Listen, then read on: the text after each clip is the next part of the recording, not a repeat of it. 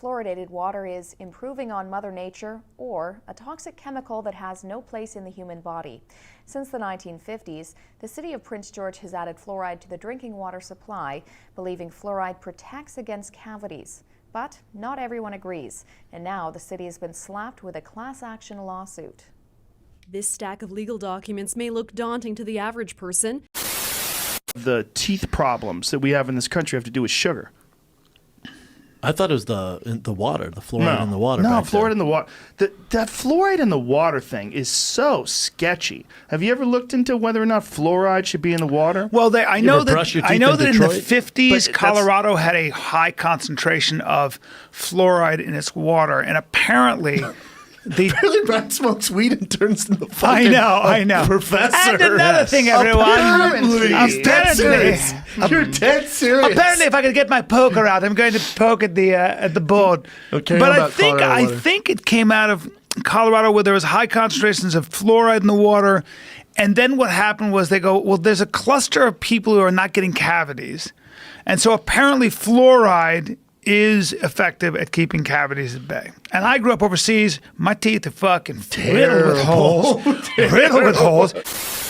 Is it a pharmaceutical product that we're getting? Well, it comes from it's a byproduct from the fertilizer industry.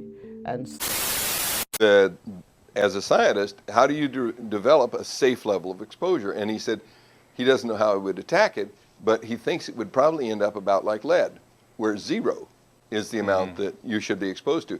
Because the reason he brings up lead is, 1, Dr. Marcus was the guy that got lead out of the water in the first place, and 2, fluoride is more toxic than lead. So if everybody's worried about lead today, well, why don't we have our children brush with something that's worse than lead? That's insane. It's a hair less toxic than arsenic. If I invented an arsenic toothpaste, we'd say, oh, well, you're protected because you'll spit it out. Well, you can't spit stuff out of your mouth. If you measure blood level of fluoride and give a child a dab of toothpaste or do a topical treatment in a dental office, their blood level of fluoride goes up. Even if you supervise them and make them spit out, their blood level of fluoride goes up because your mouth absorbs whatever goes in. So the moral of that story is you should not put anything in the child's mouth that you also couldn't put in the dinner. So if it's not a food, if it's not a nutrient, it doesn't belong in the child's mouth. Dr. Joe Nemeth. I'm a periodontist in Southfield, Michigan, and I found it a little disturbing to recently discover 2 articles published only this month about possible side effects of fluoride, particularly the fluoride in our water.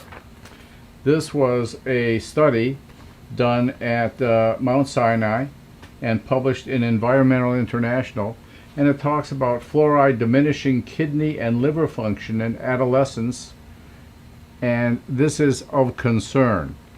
Now, scientists showed that adding fluoride to drinking water led to less tooth decay.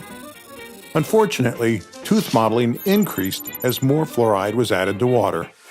The optimal range or sweet spot to prevent tooth decay and minimize modeling was about 1 part per million. Meanwhile, the sugar industry, which knew sugar caused tooth decay, promoted the use of fluoride and mounted a campaign to thwart efforts to reduce sugar consumption. Then, beginning in the 1970s, soon after fluoride was added to toothpaste, cavities declined sharply in countries with water fluoridation, but they also declined in countries without fluoridation. Today, about 75% of Americans and 38% of Canadians drink fluoridated water. A new study showed that water fluoridation prevents about 1 cavity per child. Still, over 90% of Americans have tooth decay. Meanwhile, scientists began to find clues that fluoride was toxic to the developing brain.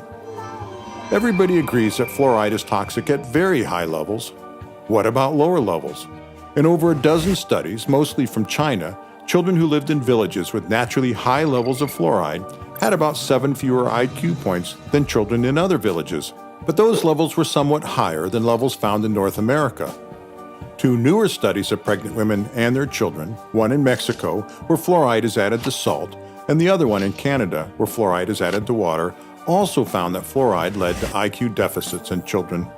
As fluoride levels increased in pregnant women from 0.1 part per million to 1 part per million, the IQ scores of their children dropped, by about 3 to 5 points. Here's the story. You know, we're slow learners. For about 100 years, the phosphate fertilizer industry damaged the vegetation and crippled cattle in the area of their plants because the process involves digging up the phosphate rock, which is insoluble in water, no good for fertilizer. So you heat it up with sulfuric acid. This drives off two very toxic gases, hydrogen fluoride and silicon tetrafluoride.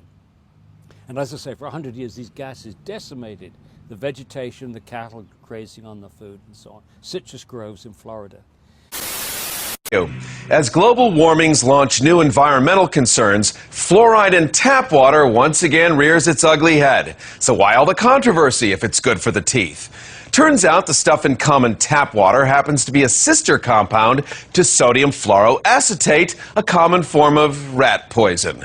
According to studies by the Case Institute, the byproduct of phosphate mining, in which they make fertilizer and laundry detergent, is liquid fluoride. So toxic it costs $7 grand a barrel to bury.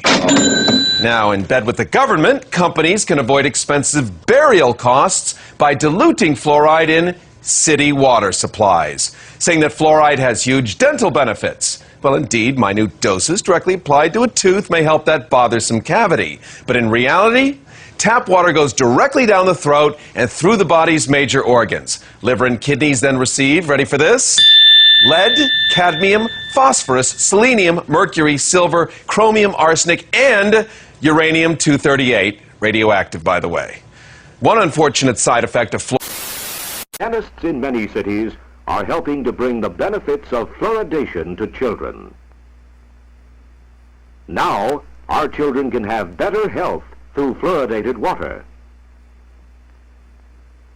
They can drink away tomorrow's tooth decay, have more attractive teeth. The cost is about 10 cents a year per person. Fluoridation is endorsed by the American Dental Association, State and Territorial Dental Health Directors, American Association of Public Health Dentists, Public Health Service, Federal Security Agency, State and Territorial Health Officers, American Public Health Association, and the American Medical Association.